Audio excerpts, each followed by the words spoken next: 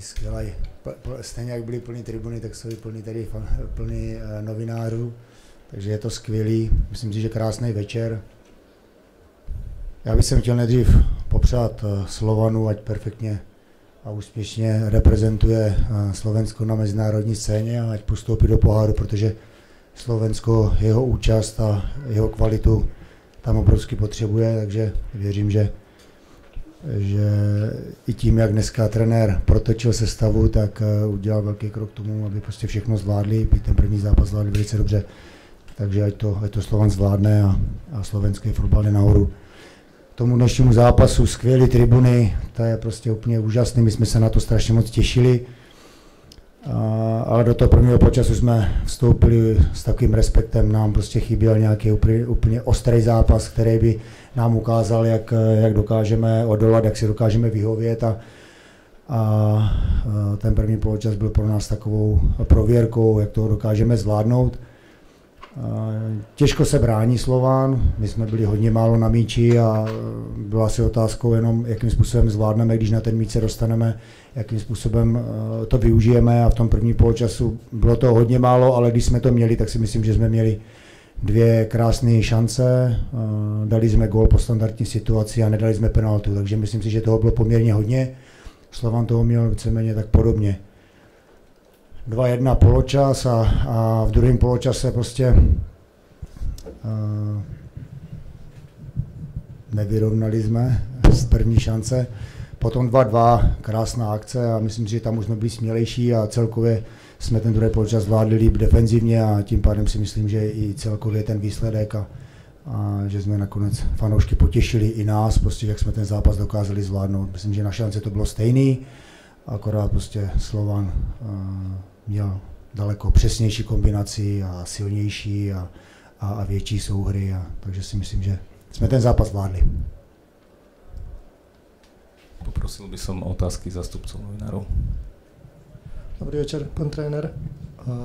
Ja sa spýtam, bol to prvý súťažný zápas Prešova na tomto štadióne, tak či ste už niečo stihli povedať hráčom v kabíne po zápase?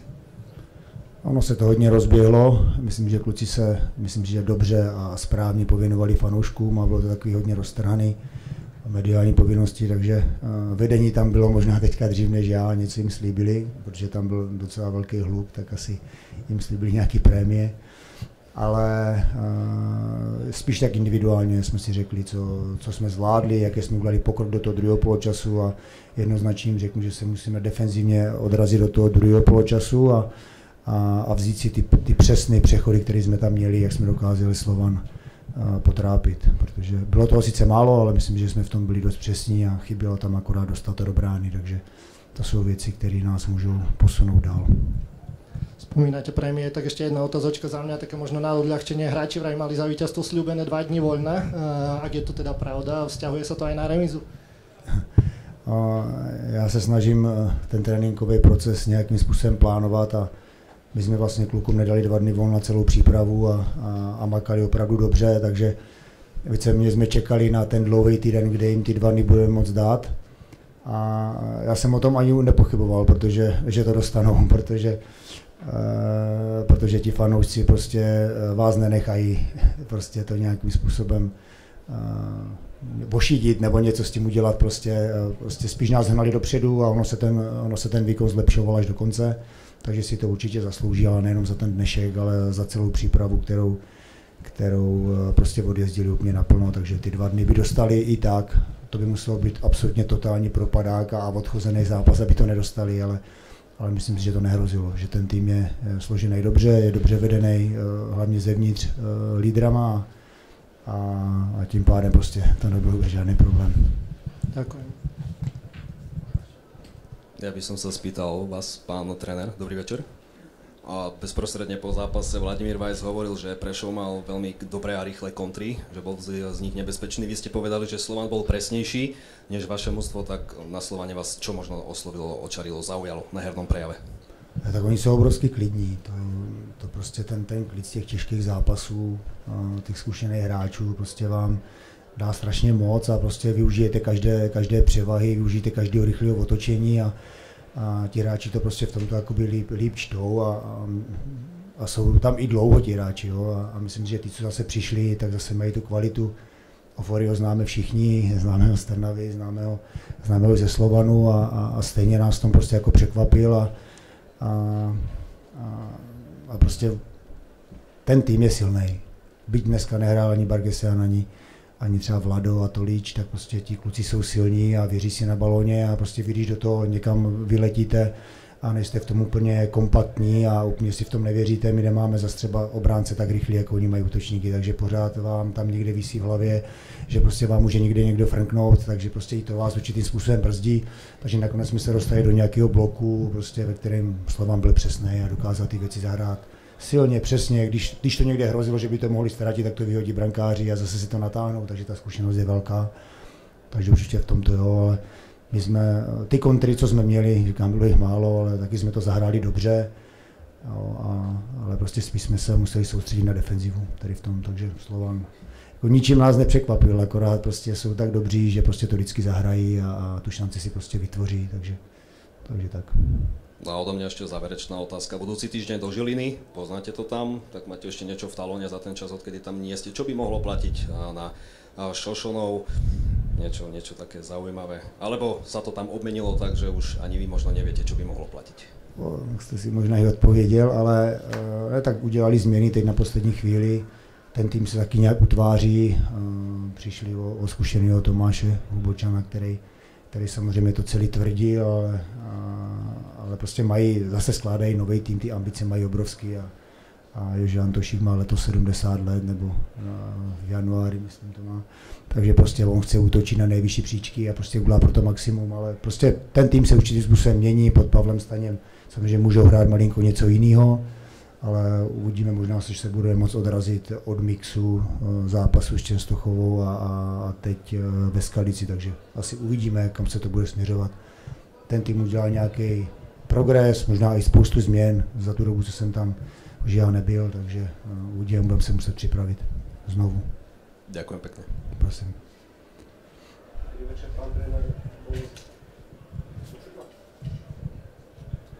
Ja te slyším. Hej. Bolo zaujímavé sledovať vašich vrchných hráčov, pretože všetci aj po prestriedaní podali dobrý výkon a dokázali podržať aj po tých nakopnutých loptách mnoho ťažkých lôpt, tak keď sa tomu mužstvu podarilo zahodiť ten počiatočný strach, tak to vyzeralo naozaj dobre, tak môže byť toto vaša zbraň naozaj aj na tejto Nike-ligovej úrovni? No, zlepšilo se to během toho zápasu, myslím, že Landing do toho vstoupil velice dobře a byl potom přesnej. To bylo určitě fajn, Andy Masaryk jako mladý hráč, který sice už něco v lize odehraný má, ale pořád proti takovému velkému týmu a proti tak zkušeným hráčům musí podat nadpřirozený výkon a já si myslím, že on zatím šel.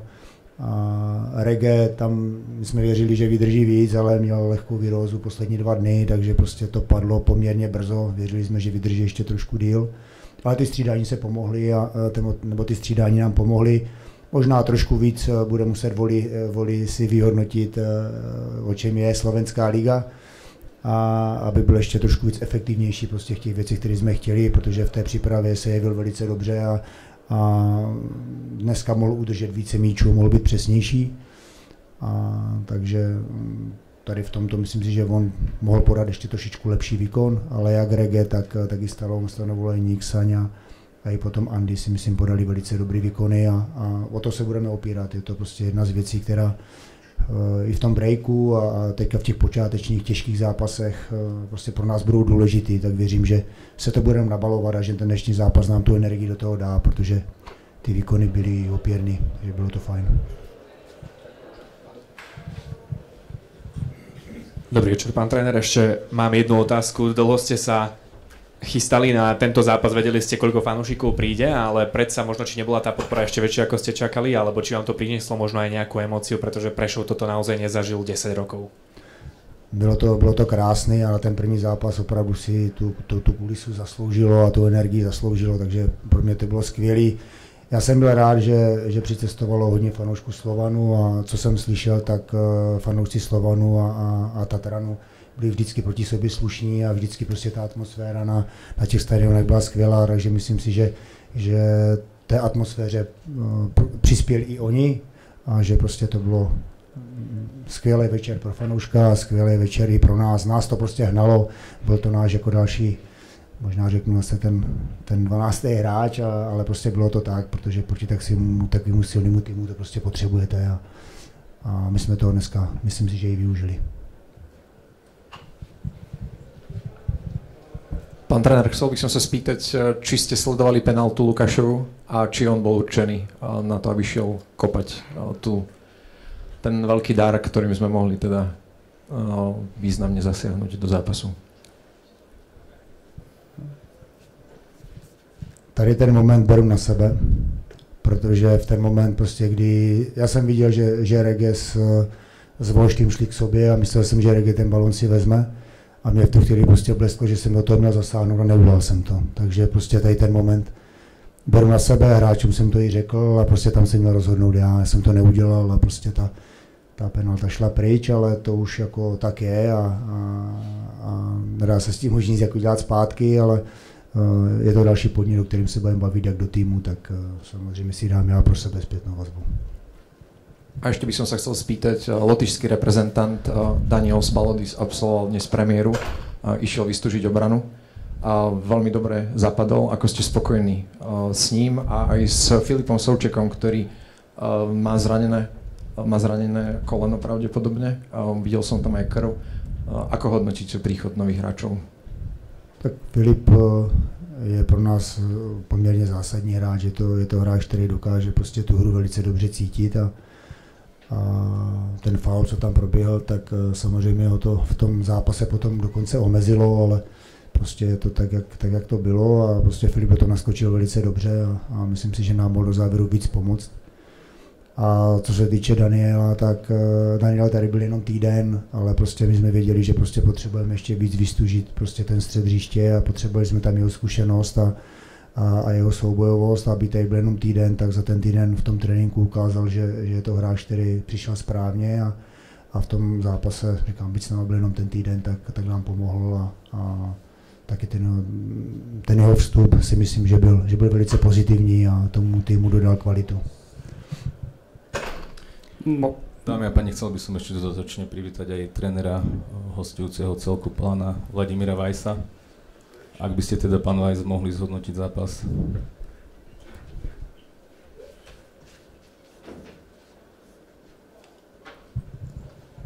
Dobrý večer.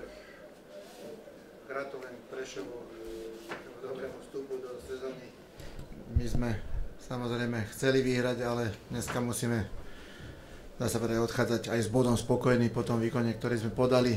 Z niektorých príčin samozrejme tá zostávala veľmi zmenená, prakticky 11 nových hráčov, čo vplýva na chod zápasu, ale aj tak za stavu 2-1 alebo od začiatku zápasu, kde Prešov mal veľký rešpekt z nás, mali sme to lepšie využiť, pretože na to aj tí mladí hráči kvalitu majú, ale neriešili sme tam dobré veci v útočnej fáze a boli sme málo efektívni. Dá sa povedať, že s bodom musíme ísť spokojne, pretože Prešov Trno nás podržal, dneska chytil penaltu, chytil čistú hlavičku tam a potom už ku koncu, aj keď sme mali taký platonický tlak, ale nevedeli sme sa tam presadiť a samozrejme v hlave sme mali ten útorňajší zápas, takisto jak ja, takisto aj hráči. To sa nedá len tak vymazať a hodiť za hlavu. Mohli sme ísť sem aj plnej dostave, ale v tej lige sa to ešte dá relatívne dobehnúť, nejaká strata v pohároch sa to dobehnúť nedá. Čiže z tohto pohľadu ešte raz gratulujem Prešovu k tomu oduševnenému výkonu, k takticky dobrému výkonu. Nevedeli sme sa tam presadiť. Prakticky sme nemali okrem Ira Younga čistú gólovú šancu. A Prešov mal. Čiže z tohto pohľadu odchádzame s bodom. Spokojní nemôžeme byť s výkonom, pretože vieme hrať lepšie. Stále platí to, že pokiaľ sme koncentrovaní, disciplinovaní, tak sme, dá sa povedať, na slovenské pomery veľké mužstvo. Pokiaľ nie, tak takto to dopadne v lige. Poprosil by som otázky novinárov na pána Vajsa. Dobrý večer, ja mám možno jednu aj na obidvoch. Po konci zápasu som si všimol jednu peknú vec, že fanúšikovia Slovanu vytlieskali hráčov Prešova, čiže to je možno aj na to, čo ste hovorili vy, že ten vzťah tých fanúšikov býva korektný a dokonca na tribúne sedeli bežne fanúšikovia Slovanu vedľa fanúšikov Prešova a tá atmosféra bola počas zápasu fantastická, tak možno aj vás poprosím, čo hovoríte na túto atmosféru a na tento fakt. Tak sme to čakali, ja som hráčov upozornil na, že Prešov bude jazdiť, bude behať, budú takticky dobre pripravení, to čo vieme od trénera už v práci v Žiline, kde urobil veľký kus roboty, to preniesol teraz do Prešova. Čiže z tohto pohľadu som vedel, že budú hrať na eufórii, že pôjdu do Krčov tak, jak išli. My sme na to boli pripravení, len sme nevyužili za stavu 2-1 ten moment zápasu, že tam sme mali rozhodnúť.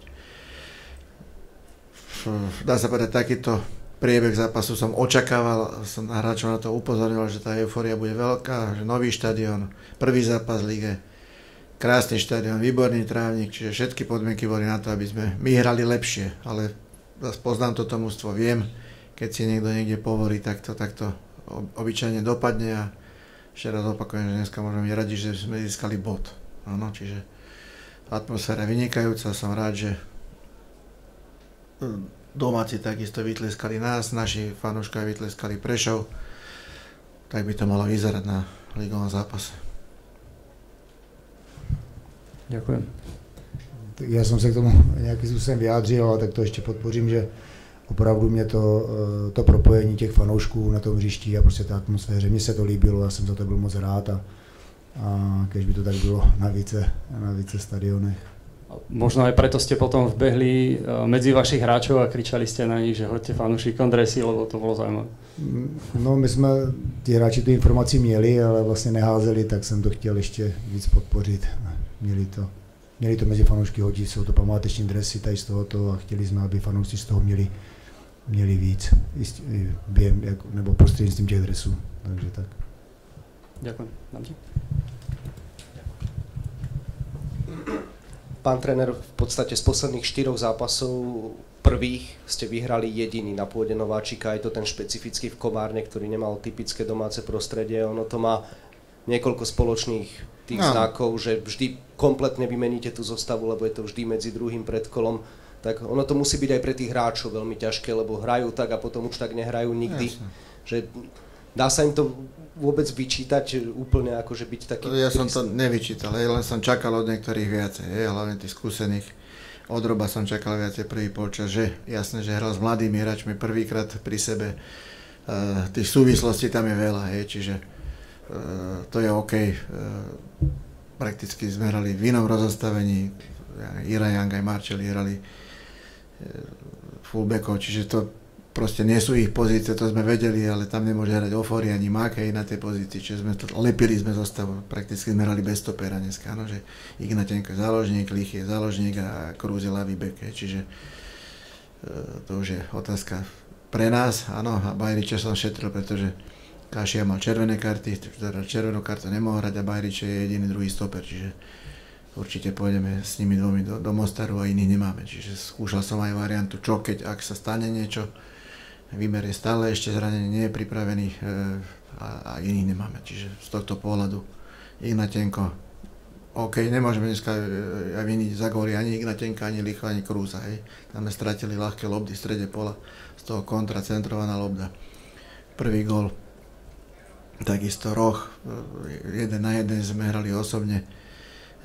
Voľný hráč Regáli na zadnej tyči, sme to ukazovali, mal byť Irajan s ním osobne, ale je to tiež útočiaci hráč, ktorý nevie tieto veci dobre robiť tak, jak to má. Ale to je futbal, to prináša futbal, že ja som dneska ani nahnevaný, ani sklamaný, jasne sklamaný trošku som z toho, že ale hovorím, dneska sme získali bod, čiže musím pochváliť trénera, pochváliť domácich, pochváliť to tu všetko, lebo som unesený z toho, jak to tu vyzerá. No, som rád, že aj Prešov, aj Košice majú takéto stánky, že liga sa sem vrátila na východ, že sám som Košice rok hrával, čiže aj tu som veľa zápasov Prešove odohral, že som sa tešil na to a som až prekvapený, aký je krásny ten štadión, lebo je krásny trávnik a ľudia. Všetko bolo OK až na náš výsledok a na výkon niektorých hráčov, ale celkovo, áno, že nebudem rozprávať o Makovi, alebo Vládovi, alebo tom, ale jasné, vieme hrať lepšie a to oni vedia, tí hráči. Stále im opakujem, už to je niekedy také nudné, ale to tak je, čiže Som sa chcel ešte na Krúza spýtať, on keď prišiel, tak v tých prvých prípravných zápasoch vyzeral veľmi zle, nepripravene, ale teraz aj proti Zrínsky aj dnes ukázal náznaky a konec koncov prihral na góly v oboch tých zápasoch. Keď niekto odohrá veľa zápasov v portugalskej lige, niečo musí vedieť, takže kde vy vidíte jeho limity, potenciál, keď bude 100% pripravený, ako veľmi nápomocný môže byť? Platí stále to, čo som povedal pred Zrínskej, že ešte potrebujeme týždeň, 2, my nie sme pripravení úplne, áno. Som rád, že sme vyhrali 4-0 a ešte sme nepostupili. Stať sa môže všeličo vo fotbale. Áno, keď budeme takto hrať, jak dneska s takým prístupom niektorí, že sme tam nedonesli to nasadenie, hlavne striedajúci hráči v druhom polčase ku koncu kváži našej hviezdy, hej, keď ich nazvem tak, ale nebudem im to vyčítať, ale vieme hrať lepšie. Ani oni to sami vedia, hej, tí hráči. Čiže Krúz takisto nie je fyzicky na 100% pripravený. Šáranie nie je na 100%. Čiže stále lepím tú pozíciu jedným alebo druhým, áno. Takých hráčov je viacej. Šťastie bolo to, že sme boli koncentrovaní, disciplinovaní so Zrínskym, hej. A uvidíme, čo bude tam. Tam to nebude jednoduché. Stať sa môže všeličo vo fotbale. Ja sa ani nebojím, ani nemám strach, ani sa nikomu nevyhrážam, len stať sa môže všeličo. Musíme byť koncentrovaní, my tam budeme musieť dať gól na ukludnenie toho zápasu, lebo oni budú útočiť, budú nepríjemní. Ten štadión tam je iný, áno, starý, ale tam 5-6 tisíc ľudí na tej tribúne bude účať, čiže oni ich budú hnať a musíme to zvládnuť, ale s dobrým prístupom.